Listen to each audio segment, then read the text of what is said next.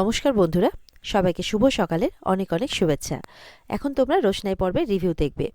তোমাদের জন্য ভালো খবর, তোমরা প্রত্যেকে আমাদের কাছে রিকোয়েস্ট করেছিলে গৃহপ্রবেশ ধারাবাহিকের রিভিউয়ের জন্যে।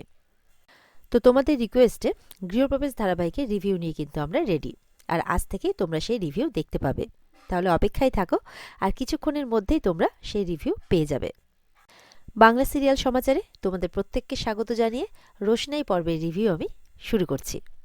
শুরুতে আমরা দেখতে পাচ্ছি যে আশ্রমে কিন্তু এবার সবাই নাচ গান করছে, আর তাদেরকে দেখে কিন্তু রোশনাই ওঠে আর তাদের সঙ্গে নাচ করতে থাকে। এটা দেখে কিন্তু সেখানকার যে সাধু বাবা তিনি একটু অবাক হন, কারণ রোশনাইয়ের প্রত্যেকটা স্টেপ, প্রত্যেকটা অঙ্গিভঙ্গির মধ্যে যেন একটা আলাদা রকম ব্যাপার আছে, যেন কোনো সাধারণ মেয়ে নাচটা করছে না, যেন কোনো একটা পারদর্শী মেয়ে যে এই নৃত্যকলা সম্পর্কে তার জ্ঞান আছে, সে যেন সেখানে গিয়ে তাদের সবার সাথে নাচছে। এরকম একটা অদ্ভুত ফিলিংস সাধু বাবার হচ্ছে। সাধু বাবা খুব গভীরভাবে পর্যবেক্ষণ করছেন ব্যাপারটাকে আর কি, আবার মনে মনে হাসছেন, মনে হয় কিছু একটা বুঝতেও পেরেছেন। আর রোশনাই কিন্তু আপন তালে তাদের সাথে নেচে যাচ্ছে। এদিকে দেখা যাচ্ছে সুরঙ্গমা আর গরিমা আরণ্যকের বাবার কথা অনুযায়ী তাদের বাড়িতে এসেছে। আরণ্যকের বাবা বলছে, আমার তো মুখের ভাষা নেই যে আমি কোন ভাষাতে আপনাকে কথা বলবো। আর গরিমা তো বলছে যে আরণ্যক তো আমার মাকে অপমান করেছে, আমরা কিন্তু কেউ ছেড়ে কথা বলবো না। এদিকে তো গরিমা বড় মাকে গিয়ে বলছে যে তোমার জামাই লালন আমাদের বাড়িতে পুলিশ পাঠিয়েছিল, এটা কিন্তু একদম ঠিক নয়। তখন বড় মা বলছে, তাই নাকি? লালন? আমি তো জানি না এই ব্যাপারে। বলে, হ্যাঁ, তুমি কিন্তু তোমার জামাইকে সাবধান করে দাও। এদিকে আরণ্যকের বাবাও বলছে, দেখো, এরকম ঘটতে থাকলে কিন্তু তোমাদের এই বাড়িতে থাকা চলবে না। বড় মা বলছে, দেখো, লালন যদি কমিশনারকে তোমাদের বাড়িতে নিয়ে যায়, তো উনি তো কমিশনার, এমন তো নয় যে আমি তুমি কেউ যদি গিয়ে বলি যে চলুন তো অমুক জায়গায়, চলুন তো অমুক জায়গায়, উনি বললেই চলে যাবেন। নিশ্চয়ই কোনো ব্যাপার হয়েছে, কোনো ক্লু পেয়েছেন বা কিছু হয়েছে যার জন্য উনি গেছেন, নাহলে এমনি এমনি তো যাওয়ার মানুষ উনি নন। আর রইল বাড়ি ছাড়ার কথা, আরণ্যকের বাবাকে বলছে যে মিনির বাবা তো আগেই বলেছে যে এই বাড়ি ছেড়ে চলে যাবে, তো যদি বলো এই ব্যাপারটা নিয়ে যেতে হবে তো আমরা চলে যাব। তো তখন তনুশ্রী বলছে, হ্যাঁ, যত তাড়াতাড়ি সম্ভব তত তাড়াতাড়ি যাও। তখন রাজাকে জিজ্ঞাসা করছে বড় মা যে, কিরে রাজা, তোর কি মত? রাজা চুপ করে আছে। জাহ্নবী বলছে, এখানে না আমাদেরকে টেনো না। বলে, না, টানতে তো হবেই, কারণ গরিমা এভাবে এসে আমার কাছে গলা ফাটাচ্ছে, তো তোমাদেরকে তো বলতে হবেই, তোমাদের মতের তো একটা দাম আছে আমার কাছে। তখন আরণ্যকের বাবা বলছে যে রাজা কেন কিছু বলছে না জানো, কারণ এটা হচ্ছে তার ভদ্রতা, যখন বড়রা কথা বলে তাদের মাঝে গিয়ে কথা বলতে নেই। তখন বড়মা বলছে, তাই যদি হয় তাহলে গরিমা আর জাহ্নবী এরা কেউ তাহলে ভদ্রতা জানে না, কারণ এরা তো এসে দিব্যি কথা বলে যাচ্ছে। তখন কিন্তু গরিমা আর জাহ্নবীর খুব গায়ে লাগে কথাটা, দুজন মিলেই একদম, একজন বড়মা একজন মা এইভাবে বলে ওঠে। এদিকে সুরঙ্গমা বলছে, এই গরিমা, তোমাকে বলেছিলাম না যে এখানে এসো না, এরা নিজেদের মধ্যেই ঝামেলা করতে ব্যস্ত সবসময়। এদিকে মিনিকে মিনির জন্য খাবার নিয়ে এসছে লালনের মা। মিনি দিব্যি বসে টিভি দেখছে। মিনি কিন্তু এত কিছু ঘটনা জানে না। তো লালনের মা খাওয়াতে নিয়ে এসছে, বলছে, দাও না, দাও, আমি একাই খেয়ে নিতে পারবো। বলে, তুমি একাই পারবে? বলে, হ্যাঁ, পারবো। সবাই বলে আমি নাকি খাবারে দিয়ে ছড়িয়ে দিই, এই দিই, আমি পারবো, তুমি দেখো, দাও। তখন তার হাতে দেয় খাবারটা, আর দিব্যি ভালো মেয়ের মতো একদম মিনি কিন্তু খাবারটা খেয়ে নিচ্ছে। বলে, দেখছো আমি পারছি তো খাবারটা খেতে। তখন লালনের মা বলছে, আচ্ছা ঠিক আছে, তুমি তাহলে খাও, আমি বাকি কাজগুলো সেরে নিই। তখন তাই হয়, মিনি এবার টিভি দেখতে দেখতে খাচ্ছে। সেখানে হঠাৎ করে এবার রোশনাই এই যে মারা গেছে এই খবরটা যে টিভিতে হচ্ছিল, সেই খবরটা দেখে ফেলে।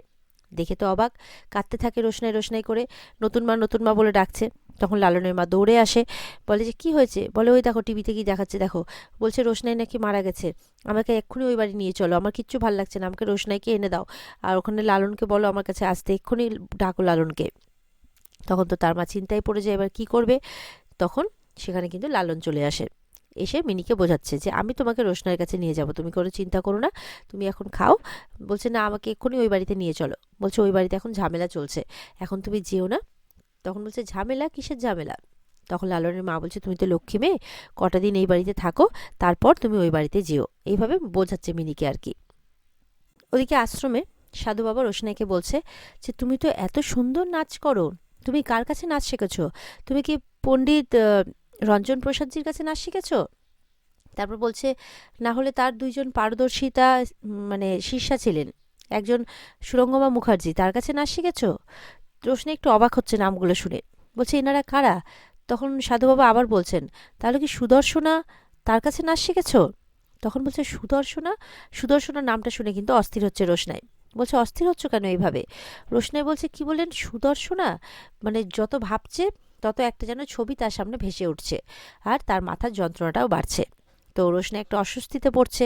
সাধু বাবা কিন্তু বেশ লক্ষ্য করছে ব্যাপারগুলো। এদিকে আরণ্যকের বাবা মানে বলছে আর কি সুরঙ্গমাকে যে আপনি একটু শুনুন, আপনার সাথে কিছু কথা আছে। সুরঙ্গমা বলছে শুনুন, আপনার ছেলে আমাদেরকে দিনরাত অপমান করে যাবে, এটা কিন্তু আমি আর সহ্য করব না। আর কি কথা আছে? এই ভদ্রমহিলা যতক্ষণ ঠায় দাঁড়িয়ে আছে ততক্ষণ কোনো কথা আমি বলতে পারবো না। মানে রাজার মায়ের কথা বলছে। তো এবার বড়মা বলছে আমি তো দাঁড়াতে চাইনি, আমি তো চলেই যাচ্ছিলাম, আমাকে তো গরিমাই দাঁড় করালো, ওই কথা বলছে। এমনিতে এই বাড়ির একজন মারা গেছে, আমার মনটা এমনি ভালো নেই। রাজা বলছে তুমি ভেবে বলছো তো মা? এই বাড়ির একজন? বলে হ্যাঁ, ও আমার মেয়ে ছিল। তোরাও আমাকে ওই সম্মান দেওয়ার কথা স্বপ্নেও ভাবতে পারবি না যতটা সম্মান মর্যাদা ও আমাকে দিয়েছে। আর তোর মুখে তো বেশ এখন কথা ফুটেছে দেখছি, এতক্ষণ বুঝি ভদ্রতার আড়ালে লুকিয়েছিল কথাগুলো? রাজা বলছে আশ্চর্য তো, এইমাত্র তুমি রোশনাইয়ের শোকে কাতর হয়েছিলে, আর এখন তুমি আমাকে বাজে কথা বলে যাচ্ছ।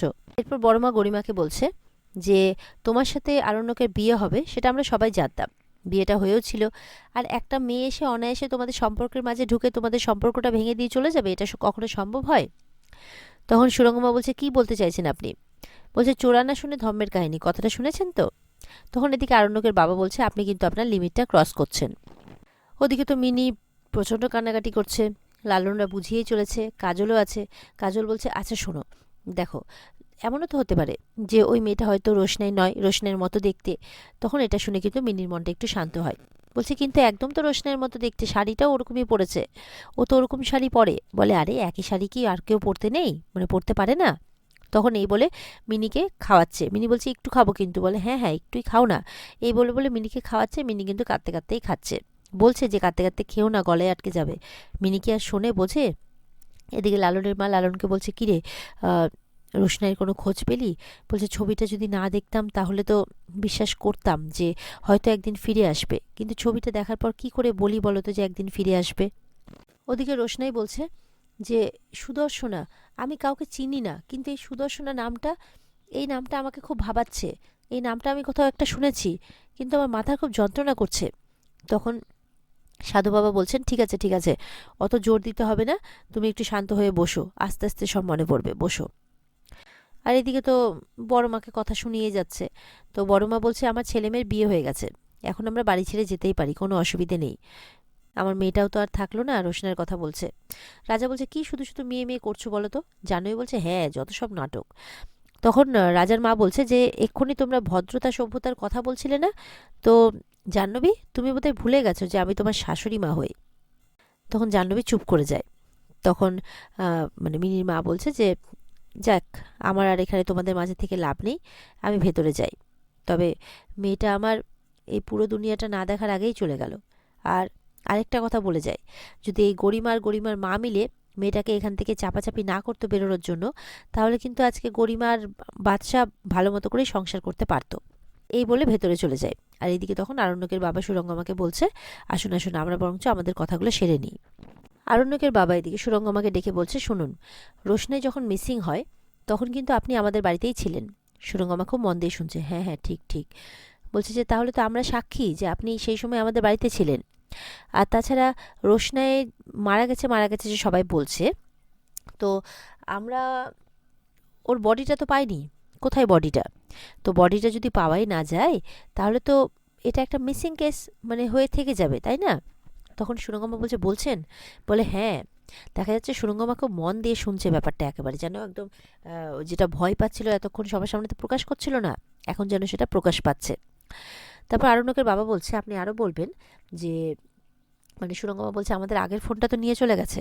তখন আরণ্যকের বাবা বলছে হ্যাঁ বলবেন যে রাজেশ আপনাকে ফোন করেছিল একটা ইভেন্টের জন্যে, সেখানে টাকা পয়সা নিয়ে পোষায়নি তাই আপনি না করে দিয়েছেন, এর থেকে বেশি কিছু আপনি জানেন না। সুরঙ্গমা বলছে এতে কাজ হবে? বলে আরে চিন্তা করবেন না, আমি যতদিন আছি ততদিন আপনার কোনো চিন্তা করার কারণ নেই। তখন যেন একটু স্বস্তির নিঃশ্বাস ফেলে সুরঙ্গমা। এদিকে দেখা যাচ্ছে যে দুষ্টু দাঁড়িয়ে কিছু একটা ভাবছে ব্যালকনিতে। তখন মিষ্টু আসে, বলে কি রে, জানিস তো বাড়িতে কি চলছে বলতো, আর না ভালো লাগছে না। দুষ্টু বলছে, সত্যি চিন্তা করিস না, সব ঠিক হয়ে যাবে। মিষ্টু বলছে, না রে, মনে হয় না কোনো কিছু ঠিক হবে। জানিস তো এই সব কিছুর মাঝে না আমি কিছু রিয়েলাইজ করেছি, যে ছোটদা ভাই না রোশনাইকে খুব ভালোবাসতো, আর রোশনাইও ছোটদা ভাইকে খুব ভালোবাসতো, যেন একটা জেনুইন লাভ। তখন মিষ্টি বলছে, কিরে তুই কি এখন এগুলো চক্করে পড়ছিস নাকি, কাউকে ভালো টালোবেসেছিস নাকি?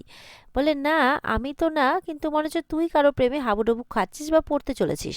সেই ডক্টর নাকি? বলে, কেন আমি ডক্টরের প্রেমে পড়তে যাব কেন? এমনিতে আমাকে বাধ্যতামূলক 7 দিনের বেড রেস্ট বলে দিয়েছে, ইচ্ছে করে। তখন মিষ্টি বলছে, আসলে এর আগে তোকে কেউ জব্দ করেনি তো এইভাবে, তাই তুই বলছিস। তখন আবার রোশনাইয়ের টপিক উঠলে দুষ্টু বলছে, আমরা রোশনাইয়ের কথা হয়তো ভাবছি কেন? তখন মিষ্টি বলছে, না রে, তবে কি মেয়েটা মারা যাওয়ার পর কোনো বিচার পাবে না? তখন আবার দুষ্টু কিন্তু মিষ্টুকে বলছে, এখন একদম তুই এগুলো ব্যাপারে কথা বলবি না।